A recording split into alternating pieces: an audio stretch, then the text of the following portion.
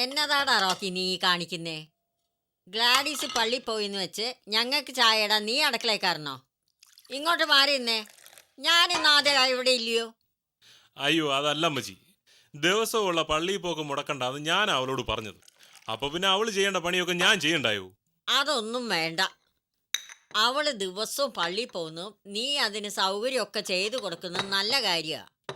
പക്ഷേ അമ്മച്ചിക്കും മരുമകൾക്കും വേണ്ടി എൻ്റെ മോൻ അടുക്കളയിൽ കയറി ബുദ്ധിമുട്ടണ്ട. എനിക്കിപ്പോൾ ഇതൊന്നൊരു ബുദ്ധിമുട്ടല്ല അമ്മച്ചി, ഒരു സുഖവാ. കുറെ നാള് വീടും കുടുംബവും നോക്കാതെ നടന്നല്ലയോ. ആ, ഒക്കെ നിന്റെ ഗ്ലാഡീസ് കർത്താവിനെ നെഞ്ചുരുകി വിളിക്കുന്നതിൻ്റെ മാറ്റമാ. എന്നതായാലും അവള് പള്ളി പോയപ്പോ എന്നെ കൂടെ വിളിക്കാഞ്ഞത് ശരിയായില്ല. ഇങ്ങ് വരട്ടെ, ഞാൻ ചോദിക്കുന്നുണ്ട്. ആ, ഇന്നത്തെ പ്രാർത്ഥന അമ്മച്ചിക്കും നാദിരയ്ക്കും വേണ്ടിയിട്ടാണെന്നാ പറഞ്ഞിരിക്കുന്നേ. ഇച്ചിരി വൈകും. അച്ഛനെ പ്രത്യേകം കണ്ട് നാദിരയുടെ പ്രയാസങ്ങളൊക്കെ തീർന്നു കിട്ടാൻ മുട്ടിപ്പായ ഒരു പ്രാർത്ഥനയും കൂടെ കഴിഞ്ഞേ വരത്തുള്ളൂ. എൻ്റെ കർത്താവേ, മറ്റുള്ളവർക്ക് വേണ്ടി നിന്റെ മുന്നിൽ മുട്ടുകുത്തുന്നവളുടെ സങ്കടവും നീ തന്നെ തീർത്തു കൊടുക്കണമേ.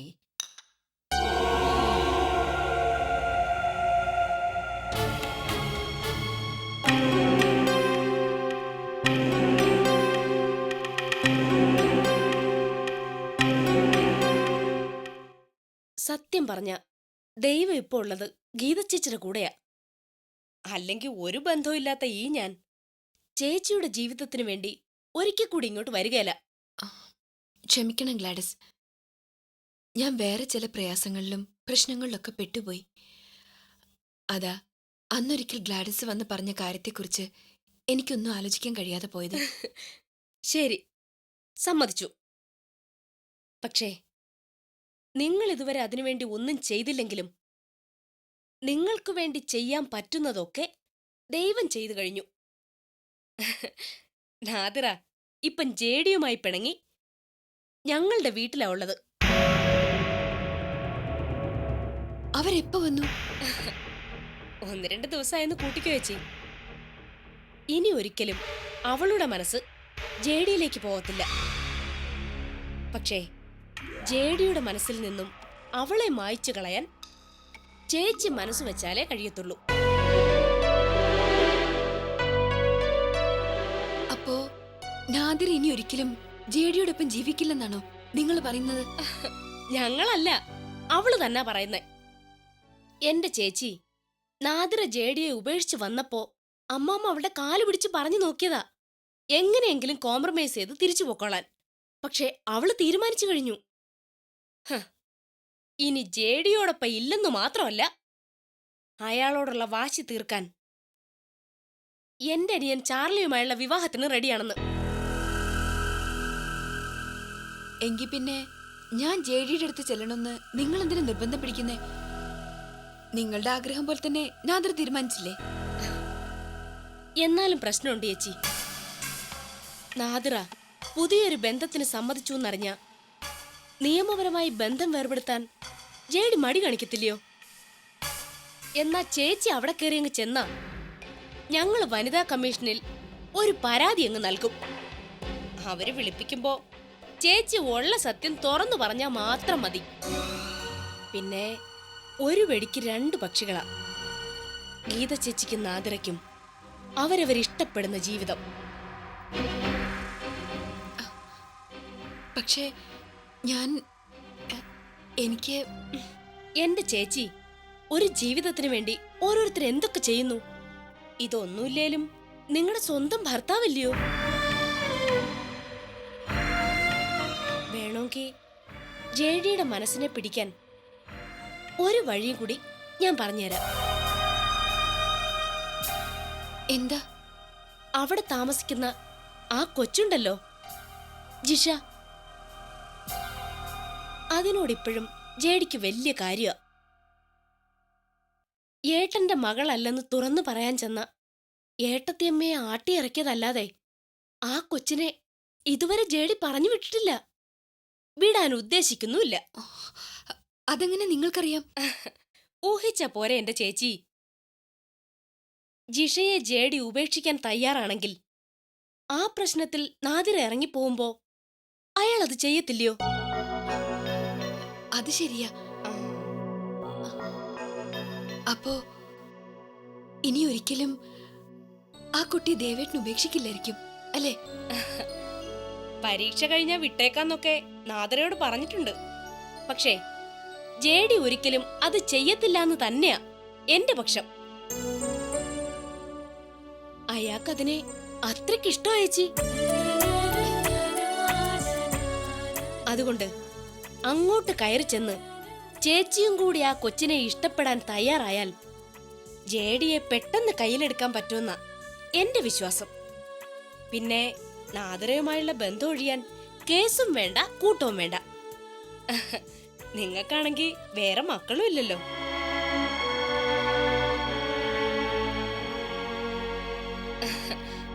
അപ്പോ ഇന്ന് തന്നെ അങ്ങോട്ട് പോവുമല്ലയോ? അയ്യോ, അത് ശരി, എങ്കിൽ നാളെ ഇറങ്ങിയാ മതി. പിന്നെ അവിടെ എത്തിയാലുടനെ ആ കൊച്ചിനെ കയ്യിലെടുത്തേക്കണം കേട്ടോ.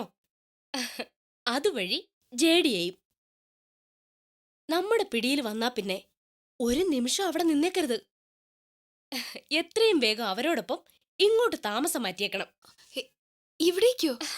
അല്ലാതെ പിന്നെ ജേഡി ഇവിടുന്ന് പോയ ആളല്ലയോ, പിന്നെന്താ പ്രശ്നം? നിങ്ങൾ വീണ്ടും ഒന്നായ കാര്യം നാട്ടുകാരൊക്കെ ഒന്ന് അറിയട്ടെ.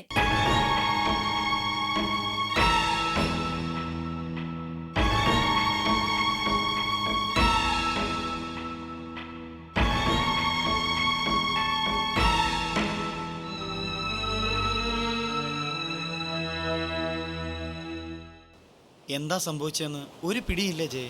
ഇല്ല മനുവേട്ടാ, അന്ന് ആ ഫോട്ടോ മിസ്സായതല്ലാതെ വേറൊന്നും എനിക്കറിയില്ല. എന്തൊക്കെയോ കാര്യമായ പ്രശ്നങ്ങളുണ്ട്. ഇല്ലെങ്കിൽ നാദ്രാന്റെ ഒരിക്കലും ഇറങ്ങിപ്പോവില്ല. എന്നെ ആരും ഒന്നും അറിയിക്കാത്തതാ. എനിക്ക് തോന്നുന്നത് ആ ഫോട്ടോ ആന്റിക്ക് കിട്ടിക്കാണുന്ന. ഏയ്, അതിന് സാധ്യതയില്ല. അല്ലാതെ നീ ആരെയാ സംശയിക്കുന്നേ? നിന്റെ അച്ഛനെയോ? അതെ, അമ്മയാണ് അവിടെ വന്ന് താമസിച്ചെന്ന് അച്ഛൻ മനസ്സിലാക്കിയിട്ടുണ്ടാവും.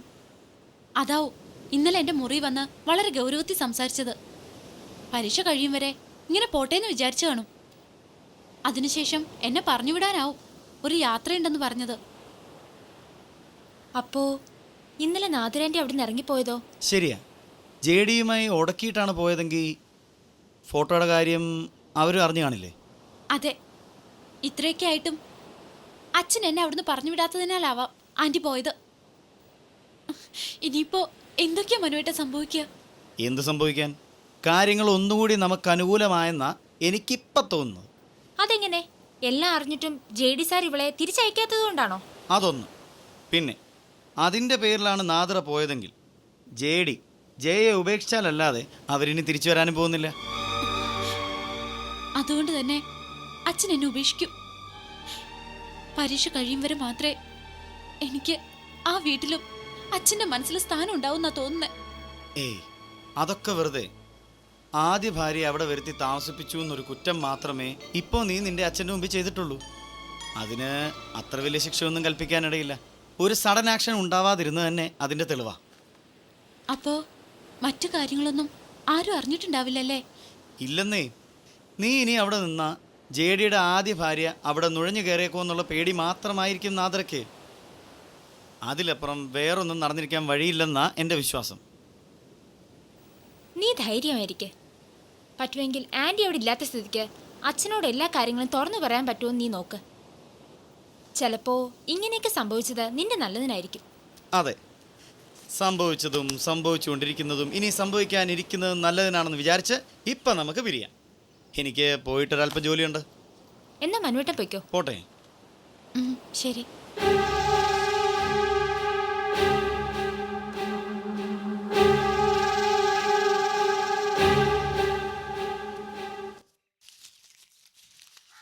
ആലോചിച്ചിട്ട് എനിക്കൊരു എത്തും പിടിയും കിട്ടുന്നില്ല എടുത്തി.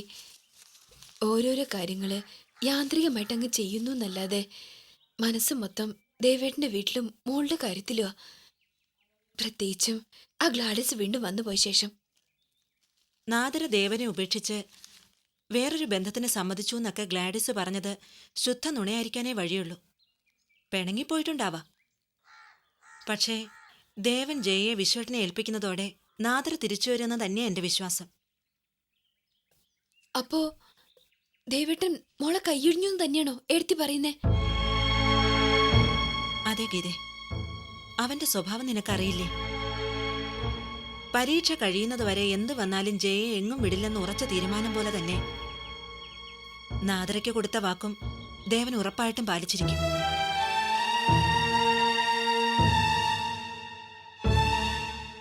നീ എന്താ വല്ലാതായത്? ഗ്ലാഡിസിന്റെ വാക്ക് കേട്ട് ദേവന്റെ അടുത്തേക്ക് പോവാന്ന് തീരുമാനിച്ചിരുന്നോ നീ? ഏയ്, എടുത്തി അങ്ങനെയാണോ എന്നെ കരുതിയേ? ഗ്ലാഡസിനെ പിണക്കണ്ടെന്ന് വിചാരിച്ച് ഞാനൊന്നും എതിർത്ത് പറഞ്ഞില്ല എന്ന് കരുതി ഞാനത് ചെയ്യൂ എടുത്തി. എങ്കി പിന്നെ അത് നേരത്തെ ആകാമായിരുന്നില്ലേ? പിന്നെന്താ നിന്റെ മുഖം പെട്ടെന്ന് വല്ലാതായത്?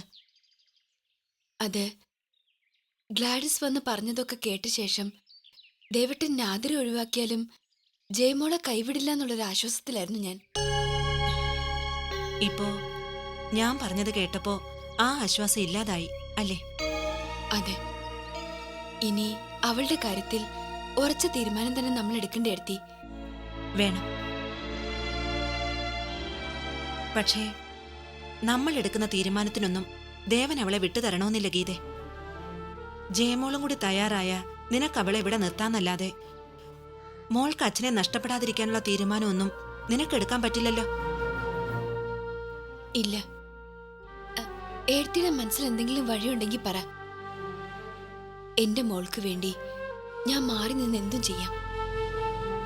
ഇല്ല ഗീതേ, മോളുടെ കാര്യവുമായി ഇനി ഒരിക്കലും ദേവന്റെ മുമ്പിൽ ചെല്ലാൻ എനിക്ക് പറ്റില്ലെന്നറിയില്ലേ? പിന്നെ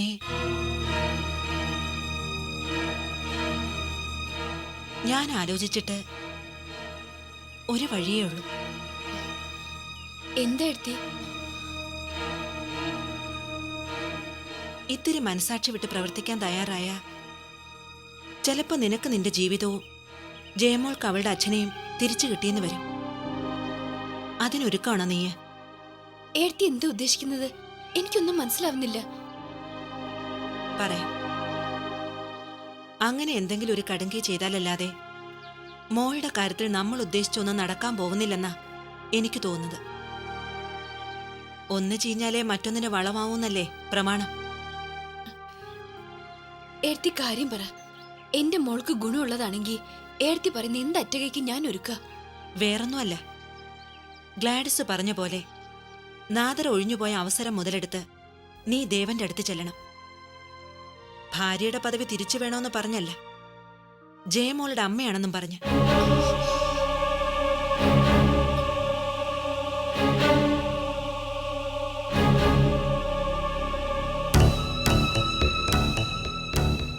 ഒന്നുകിൽ ഒരു പൊട്ടിത്തെറി, അല്ലെങ്കിൽ നിനക്കും മോൾക്കും ഒരു ജീവിതം. അതിലേതെങ്കിലും ഒന്ന് ഉറപ്പിക്കാം.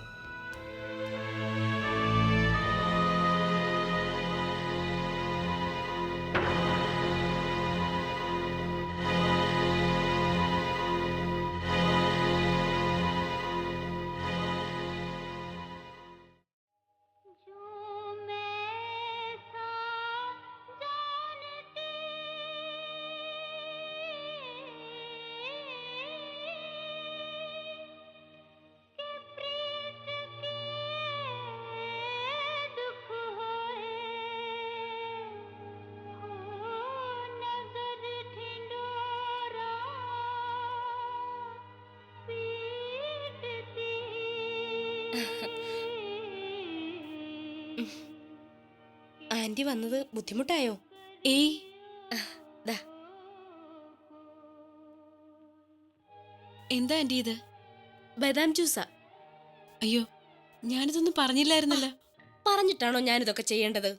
നാദിരയ്ക്ക് ഇവിടെ ഒന്നിനും ഒരു കുറവും വരാതെ നോക്കേണ്ടത് എന്റെ കടമയാ. കുടിക്ക്.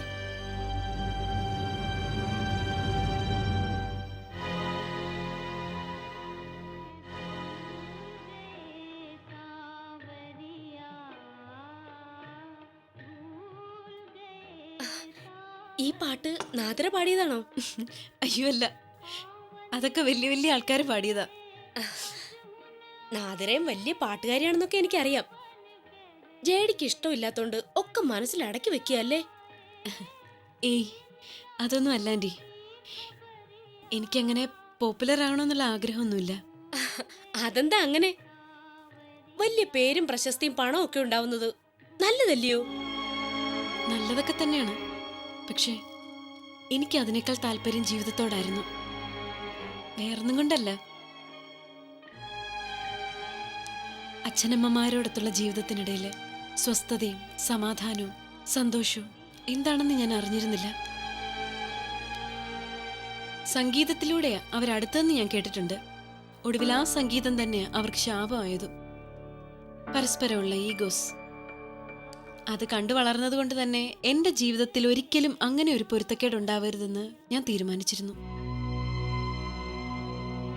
ജേഡി സമ്മതിച്ചാൽ പോലും ജേഡിയേക്കാൾ ഉയരാൻ ഞാൻ ആത്മാർത്ഥമായിട്ട് ആഗ്രഹിച്ചിരുന്നില്ല. ജേഡിയുടെ തണലില് അദ്ദേഹത്തിന്റെ കുഞ്ഞുങ്ങൾക്ക് അമ്മയായി സ്വസ്ഥമായിട്ടൊരു കുടുംബജീവിതം, അത് മാത്രമായിരുന്നു എന്റെ സ്വപ്നം. അവസാനം കുടുംബജീവിതവും ഇല്ല, കലാജീവിതവും ഇല്ല എന്നുള്ള നിലയിലായി അല്ലയോ? ഇല്ല ആൻറ്റി, എല്ലാം കൈവിട്ടു പോയിട്ടുണ്ടെന്നൊന്നും ഇപ്പോഴും ഞാൻ കരുതുന്നില്ല. കൈവിടാതിരിക്കട്ടെ എന്ന് തന്നെയാ ഞങ്ങളുടെയൊക്കെ പ്രാർത്ഥന. എങ്കിലും ദൈവം തന്ന കഴിവ് വെറുതെ പാഴാക്കി കളയണോ? സ്വന്തം നിലയിൽ ഉയരാൻ ശ്രമിക്കുന്നത് ഒരു തെറ്റൊന്നും അല്ലല്ലോ. നാദരക്കാണെങ്കിൽ അങ്ങനെ എന്തെങ്കിലും എൻഗേജ്മെന്റ് ഉണ്ടാവുന്നത് ഇപ്പോഴത്തെ ഈ അവസ്ഥയ്ക്ക് ഒരു ചേഞ്ചും ആയിരിക്കും. നിൽക്കട്ടെ ആൻറ്റി, ഞാൻ ആലോചിക്കുന്നുണ്ട്. എന്തായാലും ആദ്യം ജേഡിയുടെ തീരുമാനം അറിയട്ടെ. പാടാൻ തീരുമാനിച്ച നാദിരയ്ക്ക് നിന്ന് തിരിയാൻ പറ്റാത്തത്ര തിരക്കായിരിക്കുമെന്ന് എനിക്ക് ഉറപ്പുണ്ട്. അങ്ങനെ വരുമ്പോ കാര്യങ്ങളൊക്കെ ആര് നോക്കുന്നുള്ള ടെൻഷനൊന്നും വേണ്ട കേട്ടോ. അങ്കിളും ഞാനും എന്തിനും കൂടെ ഉണ്ടാവും. മുംബൈയിലോ ഹൈദരാബാദിലോ എവിടേക്കാണെന്ന് വെച്ചാ അങ്കിളും കൂടെ വന്നോളും. കുടുംബത്തിലൊരു പേരുകേട്ട ഗായിക ഉണ്ടാവുക എന്ന് പറഞ്ഞാ അത് ഞങ്ങൾക്കും കൂടെ അഭിമാനമല്ലയോ?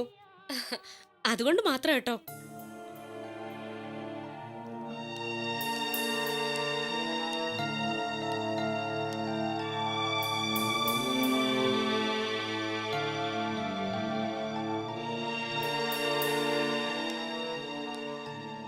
മതി ആൻറ്റി. അല്ല, ഞാൻ സംസാരിച്ച് ബോറടിപ്പിച്ചോ? ഏയ് അങ്ങനൊന്നുമില്ല.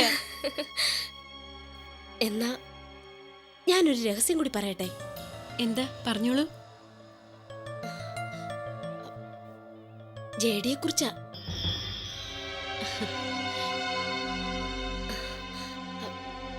വേറൊന്നുമല്ല, ഞാൻ വളരെ രഹസ്യമായിട്ട് അറിഞ്ഞൊരു കാര്യ.